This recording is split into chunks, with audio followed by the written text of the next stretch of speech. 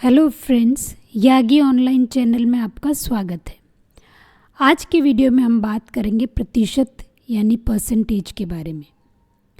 असलियत में क्या है प्रतिशत, क्यों है प्रतिशत, क्या है इसका उपयोग।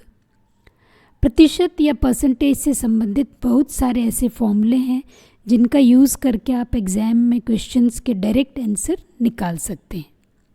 उनमें से कुछ की चर्चा भी हम करेंगे इस वीडियो में। वीडियो के अंत में कुछ एग्जाम्पल्स भी सॉल्व करेंगे जिनसे आपको आइडिया लगेगा कि परसेंटेज के प्रश्नों को अप्रोच कैसे करना है। तो चलिए दोस्तों, शुरू करते हैं आज का वीडियो।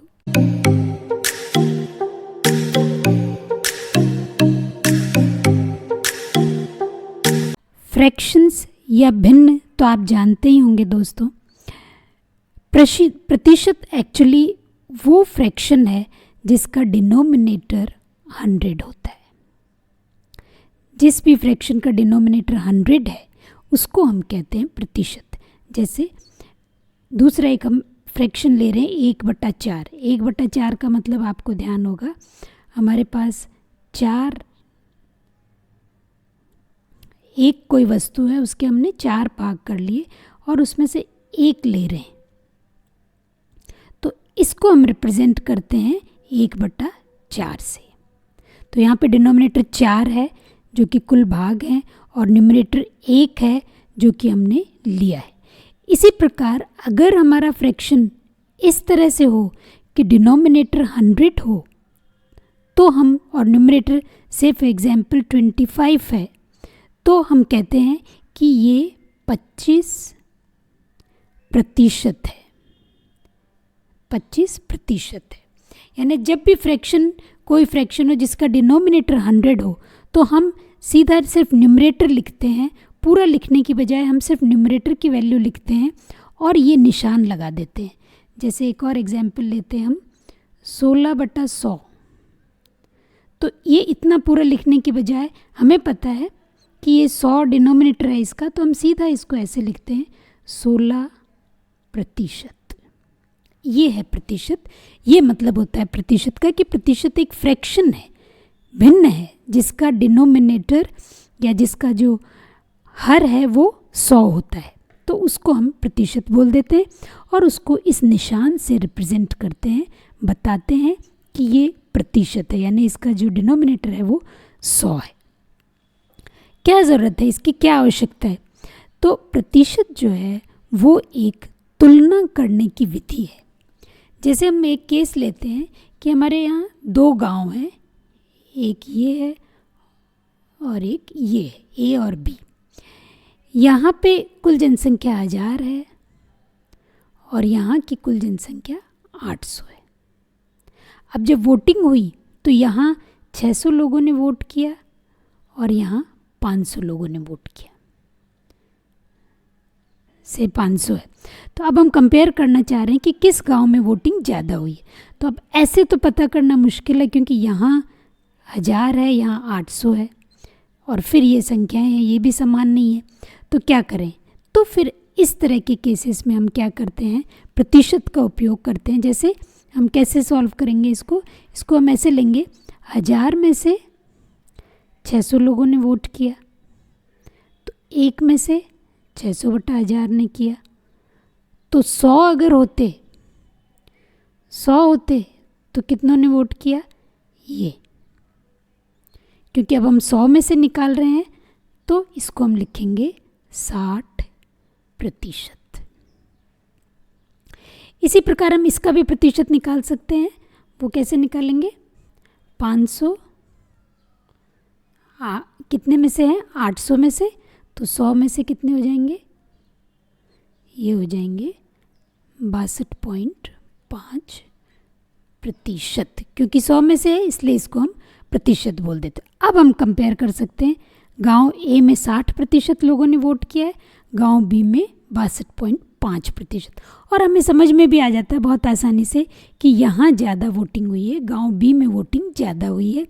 तो इस तरह का जो डेटा होता है उसको कंपेयर करने के लिए, फिर उससे कुछ कंक्लूजन निकालने के लिए कि क्यों ज़्यादा है, क्यों कम है, इस तरह की चीज़ों प्रश्नों का उत्तर देने के लिए, प्रश्नों पर विचार करने के लिए कंपैरिजन डेटा का ज़रूरी है, और वो हम प्रतिशत का यूज़ करके आसानी से कर सकते हैं। तो ये उपयोग है प्रतिशत का कि प्रतिशत यूज़ कहाँ होता है, प्रतिशत यूज़ होता है तुलना करने के लिए। अब अभी हमने देखा कि जो फ्रैक्शंस हैं, जो भिन्न हैं, उनको हम प्रतिशत में बदल सकते हैं। जैसे 500/800 को अगर हमें प्रतिशत में बदलना है तो 100 से गुणा कर दो। जैसे यहाँ 1/4 है, इसको प्रतिशत में बदलना है तो 100 से गुणा कर दो और ये सिंबल लगा दो, तो हमें पता है ये 25% है। प्रतिशत को फ्रैक्शन में कर सकते हैं बहुत आसानी से, क्योंकि प्रतिशत हमें पता है, प्रतिशत का मतलब है 100 में से, तो आप इसको फ्रैक्शन में कन्वर्ट कर सकते हैं। इसी प्रकार दशमलव, डेसिमल नंबर्स हैं, उनको भी हम प्रतिशत में बदल सकते हैं और प्रतिशत को डेसिमल में भी कन्वर्ट कर सकते हैं। जैसे 0.25 है तो उसको प्रतिशत में कन्वर्ट करना है तो 100 से गुणा कर दीजिए। यहाँ भी फ्रैक्शंस में भी हम 100 से गुणा कर रहे हैं, प्रतिशत में बदल दिया। दशमलव को भी 100 से गुणा कर दीजिए, प्रतिशत में बदल जाएगा। 10% है तो 10/100 करेंगे, 1 ये दशमलव में आ गया। सो इस प्रकार आप देखेंगे फ्रैक्शन और प्रतिशत और दशमलव और प्रतिशत आपस में इंटरचेंजेबल होते हैं। तो एक प्रयोग तो हमने इसका यहाँ देख लिया कि कैसे कंपेयर करने के लिए हम दशमलव का यूज़ करते हैं। इसके अलावा भी प्रतिशत का यूज़ करते हैं। इसके अलावा भी प्रतिशत का हमारे जीवन में व्यापक उपयोग है। ऐसी कंफर्टेबल वैल्यू है जिसको हर आदमी समझता है। 100 जो नंबर है, न वो बहुत बड़ा है और न ही बहुत छोटा है, 10 की तरह छोटा भी नहीं है, तो 1000 10,000 की तरह बड़ा भी नहीं है। तो एक कंफर्टेबल सा नंबर है जिससे गुणा भी आसानी से किया जा सकता है, भाग भी आसानी से दिया जा सकता है। और अब हमारे जीवन में इस तरह से हुआ है कि हर आदमी समझता है प्रतिशत का मतलब। तो इसके काफ़ी उपयोग हैं। जैसे देखिए, जब हमें किसी राशि का प्रतिशत ज्ञात हो तो हम वह संपूर्ण राशि ज्ञात कर सकते हैं।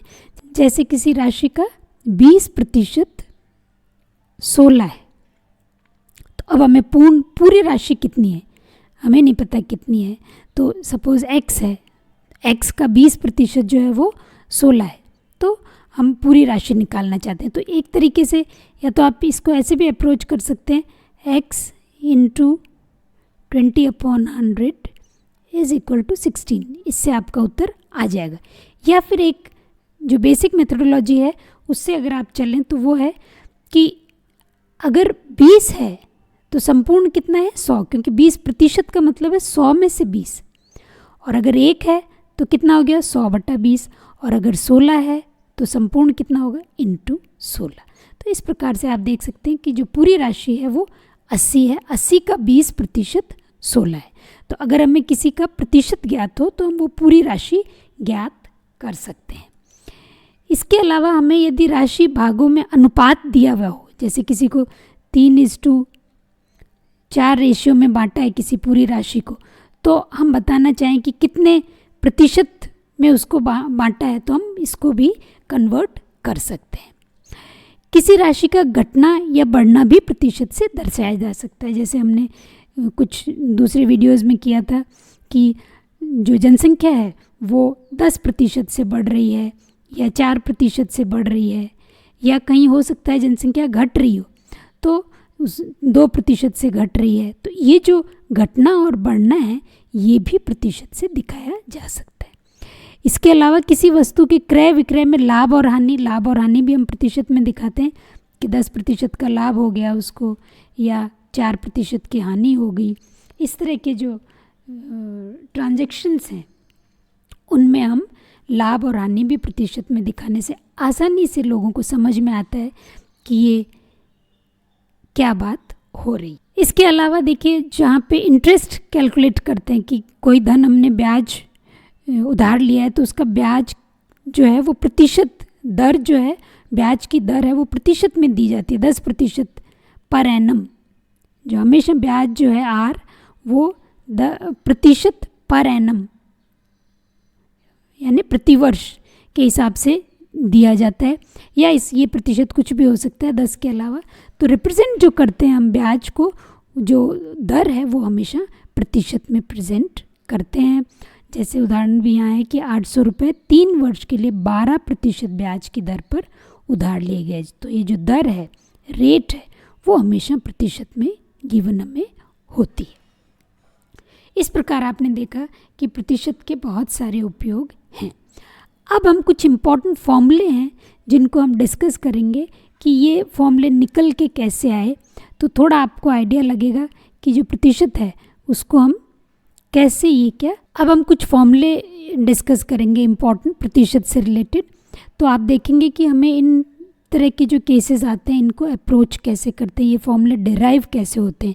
थोड़ा आप डेरिवेशन पे जाएंगे तो आप कंफर्टेबल हो जाएंगे कि प्रतिशत के फॉर्म जो न्यूमेरिकल्स हैं उनको कैसे अप्रोच किया जा सकता है। तो पहला जो है, यदि कमोडिटी की कीमत में R% की वृद्धि होती है तो खपत में कमी ताकि व्यय में वृद्धि न हो। वो किससे रिप्रेजेंट करेंगे, ये उससे होगी R/100 + R × 100%। यानी कोई कमोडिटी है वो कंज्यूम कर रहे हैं, अब क्या हुआ, उसकी रेट में R% की वृद्धि हो जाती। तो अब कमोडिटी के कंजम्पशन को कितना कम करें कि जो हर महीने या जो भी हर साल जो खर्चा उस पर हो रहा था वो उतना का उतना रहे। इसका उल्टा भी आ सकता है कि कमोडिटी की कीमत में R% की कमी हो जाती है, यहाँ पे वृद्धि हो रही है, यहाँ कमोडिटी की कीमत में R% की कमी हो जाती है, तो हम उपभोग बढ़ा सकते हैं, उसी खर्चे में उपभोग को बढ़ाया जा सकता है। तो ये कितना प्रतिशत उपभोग बढ़ाया जा सकता है वो गिवन होगा R/100 - R × 100%। इतने परसेंट उपभोग बढ़ाया जा सकता है। तो देखिए ये दोनों फॉर्मूले हमने कैसे डिराइव किए। तो देखिए हम एक टेबल जैसी बना लेते हैं। इसमें पहला कॉलम रेट का है, दूसरा खपत और तीसरा व्यय। तो पहले रेट हम मान लेते हैं 100 थी और खपत मान लो x थी, तो व्यय कितना हो जाएगा 100 × x। खपत x यूनिट्स थी, किलो हो सकता है, नंबर ऑफ़ यूनिट्स हो सकती हैं, कुछ भी हो सकता है, और ये रुपीस पर यूनिट, तो आपको व्यय मिल जाएगा 100 × x। अब चूंकि रेट में R% की वृद्धि हो गई, क्योंकि यहाँ प्रतिशत लिखा हुआ है इसलिए हमने शुरू में 100 मान लिया, तो अब आसानी से हम इसको 100 + R लिख सकते हैं कि इतनी वृद्धि, अब नई जो रेट है वो ये हो गई है, R अमाउंट की उसमें वृद्धि हो गई है। सपोज़ खपत अब Y होती है तो व्यय कितना हो जाएगा, व्यय हो जाएगा Y × 100 + R, ये व्यय हो जाएगा। अब हमें निकालना क्या है, हमें निकालना है कि खपत में कितनी कमी है। तो पहले खपत क्या थी x, अब खपत क्या है y। क्योंकि रेट बढ़ गई तो ऑब्वियसली y हमें कम करना पड़ेगा ताकि जो व्यय है वो बराबर रहे। तो इसका मतलब ये हुआ कि व्यय में खपत में कमी हो गई x - y। x - y base किसके रेस्पेक्ट में प्रतिशत निकालना है, जो इनिशियल में खपत थी उसके रेस्पेक्ट में हमें प्रतिशत निकालना है। तो x - y / x × 100, या इसको हम ऐसे लिख सकते हैं 1 - y / x × 100। अब हमें y / x की वैल्यू निकालनी है। तो देखिए व्यय में चेंज नहीं होना चाहिए, यानी ये और ये दोनों चीज़ें बराबर होनी चाहिए, यानी 100x बराबर y × 100 + r। इससे हम y / x बराबर 100/100 + r निकाल लेंगे और ये वैल्यू हम यहाँ पुट अप कर देंगे इस इक्वेशन में। तो आप देखेंगे कि आपकी इक्वेशन ये आ जाती है। इस प्रकार हम इस फॉर्मूले को अप्रोच करेंगे। नेक्स्ट में क्या है, R% की कमी हो जाती है, तो यहाँ 100 + R की जगह आ जाएगा 100 - R। और क्योंकि रेट कम हो गई तो हम y को क्या करेंगे, बढ़ा सकते हैं। अब तो y को बढ़ाएंगे, तो अब जब आप ये निकालेंगे तो वहाँ y बढ़ा हुआ होगा, आप x - y नहीं करेंगे, आप करेंगे y - x / x × 100। ये इस बार हम जब सेकेंड केस के लिए जब रेट कम हो गई तब के लिए हमें इस प्रकार निकालना पड़ेगा, और इसको क्या कर देंगे y / x -1। और फिर पर ये सेम रहना चाहिए, यहाँ पे देखिए 100 -r हो जाएगा, -r हो जाएगा, यहाँ भी -r हो जाएगा। और फिर खपत को, व्यय को सेम रखना है, तो ये इक्वेशन बराबर कर देंगे और इससे हम y/x निकालेंगे और इस फॉर्मूले में जब हम रखेंगे तो आपका ये वाला फॉर्मूला निकल के आ जाएगा। सो इस प्रकार हम अगर कमोडिटी की कीमत में 8% की वृद्धि हुई और व्यय में कुछ चेंज नहीं करना चाहते, खपत को हम कम ज़्यादा करना चाहते हैं, तो ये दोनों फॉर्मूले यूज़ करेंगे केस टू केस बेसिस पे और आंसर निकाल लेंगे। दूसरा केस आप देखिए, जिसमें यदि वर्तमान में शहर की आबादी P है और मान लीजिए कि R% प्रति वर्ष की दर से बढ़ती है। शहर की आबादी P है और R% की दर से बढ़ रही है, R% प्रति वर्ष पर एनम से बढ़ रही है, तो n वर्षों बाद जनसंख्या P × 1 + R/100 हो जाएगी और n वर्षों के पहले जनसंख्या P/1 + R/100 × n।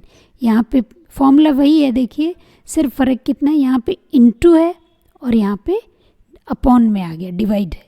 यहाँ पे मल्टीप्लिकेशन है और यहाँ डिवीजन है दोनों टर्म्स के बीच में।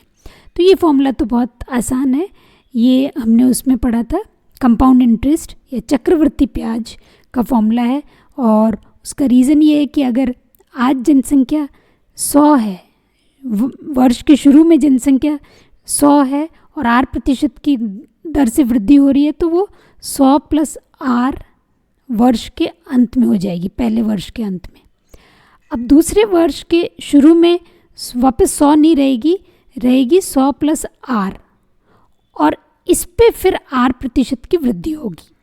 तो आप देखिए ये जो फॉर्मूला है ये वैसा सही है जो चक्रवृद्धि ब्याज कैलकुलेट करते हैं, उसके जैसा चीज़ है, ये भी वही चीज़ उसी हिसाब से नया जो आपका इनिशियल अमाउंट है जिस पे कि हम ये क्या फाइनल अमाउंट कैलकुलेट कर रहे हैं, वो 100 + R है, ना कि 100। हर साल 100 नहीं रहेगा, हर साल ये इनिशियल अमाउंट बढ़ता चला जाएगा। तो ये चक्रवृद्धि ब्याज जैसा सा फॉर्मूला हो गया और वही सेम फॉर्मूला यहाँ पे हमने यूज़ किया है। तो एक तो है कि प्रेजेंट P है और n वर्षों के बाद क्या होगी, और एक है कि प्रेजेंट P है और n वर्षों के पहले क्या थी। तो बाद वाला फॉर्मूला ये है और पहले वाला फॉर्मूला है आपका ये, दोनों सेम है फॉर्मूले। देखिए ये याद रखने के लिए हम बता रहे हैं, यहाँ पे मल्टीप्लिकेशन है और यहाँ ये डिवीजन की चीज़ आ गई, बाकी फॉर्मूले दोनों करीब करीब सेम है। थर्ड फॉर्मूला जो हम देख रहे हैं सिमिलर सा फॉर्मूला है, उसमें क्या हो रहा है, कोई मशीन है जिसकी वर्तमान वैल्यू P है और उसकी जो मूल्य में ह्रास हो रहा है, डेप्रिसिएशन हो रहा है, वो R% प्रति वर्ष हो रहा है। जो आप कार आज 6 लाख की खरीदेंगे वो हो सकता है जब नेक्स्ट ईयर आप उसको बेचना चाहेंगे तो 6 लाख नहीं मिलेंगे, उसके कम मिलेंगे। तो वो जो कमी है उसको हम डेप्रिसिएशन कहते हैं, मूल्य ह्रास कहते हैं, और उसका हमें प्रति वर्ष का रेट दे रखी है। तो ये भी कुछ कुछ वैसा सही केस है, कंपाउंड इंटरेस्ट जैसा, या जो अभी हमने जनसंख्या वृद्धि वाला केस देखा, सिर्फ उसमें वृद्धि की जगह कमी हो रही है। तो यहाँ माइनस, वहाँ ऊपर प्लस था, यहाँ माइनस आ जाएगा। तो प्रेजेंट P है तो n वर्षों बाद क्या होगी और n वर्ष पहले उसकी क्या कीमत थी ये हमें बताना है। तो n वर्षों बाद ये होगी, n वर्ष पहले उस मशीन की कीमत ये थी। वही फॉर्मूला है, सिर्फ यहाँ प्लस की जगह माइनस आ गया, यहाँ भी प्लस की जगह माइनस आ गया, क्योंकि मूल्य में कमी हो रही है, वहाँ जनसंख्या में वृद्धि हो रही थी, और यहाँ मल्टीप्लिकेशन की जगह डिवीजन है। तो सेम फॉर्मूला है, बहुत सारी जगह इसका इस्तेमाल होता है, मशीनों में और किसी चीज़ की, जो कोई भी एसेट होता है जनरली, जैसे घर है, उनकी मूल्य में ह्रास ही होता है, बढ़ता नहीं है। इसके बाद एक फॉर्मूला और बहुत बार यूज़ होता है, वो ये है कि यदि A B से R% अधिक है तो हमें ये बताना है कि बी ए से कितना कम है, कितने प्रतिशत कम है। या ये भी बोल सकते हैं यदि ए बी से 8% कम है तो बी ए से कितना अधिक है। तो इसको, इस तरह की जो चीज़ें हैं इनको हम कैसे अप्रोच करते हैं, एक बार ये फॉर्मूले की डेरिवेशन को हम देख लेते हैं। तो गिवन हमें क्या है, गिवन है कि ए जो है वो बी से 8% अधिक है। तो इसका मतलब है ए बराबर बी प्लस बी का 8%, ये है ए। या इसको हम लिख सकते हैं ए बराबर B into 100 plus R upon 100 और बी अपॉन ए बराबर 100 अपॉन 100 प्लस आर। अब निकालना हमें क्या है, हमें निकालना है कि ए से जो बी है वो ए से कितना कम है, कम ही है ए से, क्योंकि ए बराबर बी प्लस बी का कुछ प्रतिशत, यानी ए बड़ा है बी छोटा है। तो हमें निकालना है ए माइनस बी, और किसके कंपैरिजन में, ए के कंपैरिजन में। सो इसको हम रीराइट कर लेंगे 1 माइनस बी अपॉन ए इंटू 100, और इस इक्वेशन से जो हमने बी अपॉन ए निकाला है वो इसमें पुटअप कर देंगे, और आप देखेंगे कि जो उत्तर आएगा इसको सॉल्व करने के बाद वो इसके बराबर आएगा, इस आंसर के बराबर आएगा। सिमिलरली उल्टा भी हम कर सकते हैं, यदि ए बी से 8% कम है तो यहाँ प्लस की जगह आपका क्या आएगा, माइनस आ जाएगा। बी जो है, ए जो है वो कम है, और यहाँ क्या हो जाएगा चेंजेस, यहाँ क्योंकि ए कम है तो यहाँ हो जाएगा बी माइनस ए। लेकिन कंपैरिजन हमें ए के ही कंपैरिजन में करना है, कंपैरिजन ए बेस ए ही मानना है, तो बी माइनस ए इंटू 100%। तो जब इसको आप सॉल्व करेंगे आगे और यहाँ पे वैल्यूज़ रखेंगे तो आप देखेंगे कि आंसर ये आ रहा है। सिर्फ इतना फ़र्क हो जाता है, यहाँ 100 प्लस आ रहा है, यहाँ 100 माइनस आर हो जाएगा, बाकी फॉर्मूला ऑलमोस्ट सेम है।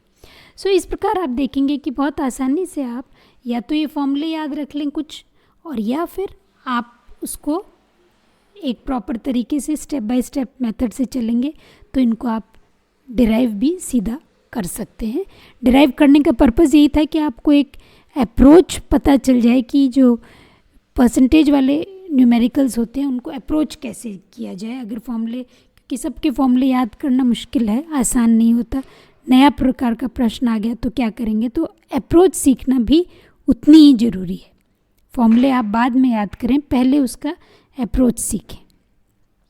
एक प्रश्न हम ले रहे हैं, सोनी वजन में रेखा से 20% भारी है, सोनी की तुलना में रेखा कितने प्रतिशत हल्की है। तो अभी अभी जो हमने सॉल्व किया था ए और बी का, ए बी से 8% अधिक है, तो बताओ बी ए से कितना कम है, वही बात यहाँ पे हो रही है। तो यहाँ तो हम सीधा ये जो फॉर्मूला है अभी ऊपर जो हमने डिस्कस किया था आर अपॉन 100 प्लस आर वो लगा देंगे, और आपका आर यहाँ पे 20 है, 20/100 प्लस आर यानी प्लस 20 इंटू 100 करेंगे तो आपका आंसर यहाँ पे 16.67% आ जाएगा। ये तो सीधा क्वेश्चन था। सेकंड जो क्वेश्चन हम ले रहे हैं वो कुछ इस प्रकार से है, रेणुका अपनी आय का 35% कपड़े पर और 40% भोजन पर खर्च करती है। जो भी उसकी आय है 100, उसमें से 35% कपड़े पे खर्च कर देती है और 40% वो भोजन पे खर्च करती है। यदि भोजन पर ₹384 खर्च करती है तो कपड़े पर क्या खर्च करती है, तो ये हमें बताना है। हम मान लेते हैं कि उसकी जो टोटल इनकम है वो X है, तो क्योंकि हमें पता है कि भोजन पे 40% खर्च कर रही है और वो 40% कितना हो रहा है 384, तो हम X का 40% 384 ऐसा बोल सकते हैं, और उससे हमें आ जाएगा कि उसकी टोटल आय कितनी है। कुल आय उसकी 960 रुपीज़ है। जब हमें कुल आय पता चल गई तो क्योंकि कुल आय का 35% कपड़े पे खर्च कर रही है, कुल आय का 35% कपड़े पे खर्च कर रही है, तो हमें पता चल गया कि कपड़े पे 336 रुपीज़ खर्च कर रही है। इसके अलावा आप ये भी निकाल सकते थे कि उसके पास कितना बच जाता है। अगर कपड़े पे खर्च कर रही है, ऐसा नहीं पूछ के ये बोल देते कि उसके पास कितना बच जाता है, तो वो हम कैसे करते हैं, क्योंकि आप देखिए खर्च कितना हो गया 40% और 35%, यानी 40 और 35 को जोड़ोगे तो आता है 75%। तो ये तो खर्च हो गया। पीछे बचा कितना, 100 में से 75 निकालेंगे तो 25% उसके पास बच गया। तो अब क्योंकि हमें कुल आय पता है तो उसका 25% हम निकाल लेंगे, जो कि 240 रुपये आता है। सो इस प्रकार हम और भी कुछ अगर इसमें पूछा हुआ होता तो इस तरह से कुल आय निकाल के और इसको हम आसानी से कुछ भी जो भी पूछा होता उसको हम सॉल्व कर सकते थे। एक न्यूमेरिकल और देखिए जिसमें यह है कि एक चुनाव में उम्मीदवार एक को कुल वैध वोटों का 75%, ये क्वेश्चन भी बहुत, इस तरह का क्वेश्चन भी बहुत बार पूछा जाता है कि जो कुल वैध वोट थे उसका 75% उसको मिला है। यदि कुल मतों में से 15% अवैध घोषित कर दिए गए और कुल मतों की संख्या 5,60,000 है तो उम्मीदवार के पक्ष में मतदान के वैध मतों की कितनी संख्या है, ये ज्ञात हमें करना है। यानी उम्मीदवार ए और बाकी के उम्मीदवार इस तरह से होंगे, तो कुल जो मत हैं उसमें से कुछ तो अवैध घोषित हो गए। कितने अवैध घोषित हो गए, 15%, तो ये तो अवैध हो गए। अवैध तो ये हम कर कुल अवैध मतों की संख्या आप निकाल सकते हैं, 15% ऑफ कुल मत, तो ये आपके अवैध हो गए। अवैध हो गए तो वैध मत भी निकाल सकते हैं, कुल में से अवैध को माइनस कर देंगे तो जो वैध मत हैं वो हमारे पास आ जाएंगे। अब वैध मतों का 75% उसको मिला है, तो वैध मतों का 75% ऑफ वैध मत हमने निकाल लिए, तो ये आ गया कुल मतों की संख्या 3,57,000 उम्मीदवार ए को टोटल वोट्स मिले हैं। सो इस प्रकार हमने देखा वीडियो में कि प्रतिशत कितने इम्पॉर्टेंट कॉन्सेप्ट है, कंपैरिजन करने के लिए ही नहीं है, इसके अलावा भी हम कई जगह इसका इस्तेमाल करते हैं। और क्योंकि ये 100 है, 100 में से कितना, तो हम आसानी से प्रश्नों को सॉल्व इसमें कर पाते हैं। आप देखिए सीधा आंसर देने की मतलब इतने बड़ी बड़ी वैल्यूज़ देने की बजाय हम सीधा प्रतिशत बोल देते हैं और इस तरीके से अपनी प्रॉब्लम को आसानी से रख पाते हैं। सो परसेंटेज एक इम्पॉर्टेंट कॉन्सेप्ट है, ये बिल्कुल भी नहीं छोड़ना चाहिए। इसके ऊपर बेस्ड कई प्रकार के प्रश्न बनते हैं, हमने कुछ को डिस्कस यहाँ पे किया है इसका अच्छे से, और प्योरली परसेंटेज ही नहीं, क्योंकि ये रिलेटेड है कई और प्रकार के प्रश्नों में, कई जगह इसका इस्तेमाल होता है, इसलिए ये कॉन्सेप्ट हमें बिल्कुल भी नहीं छोड़ना चाहिए अगर आप एग्ज़ाम्स की तैयारी, कॉम्पिटिटिव एग्ज़ाम्स, गवर्नमेंट एग्ज़ाम्स की तैयारी कर रहे हैं। तो इस वीडियो के लिए, प्रतिशत के वीडियो के लिए इतना ही। Thank you very much for watching the video.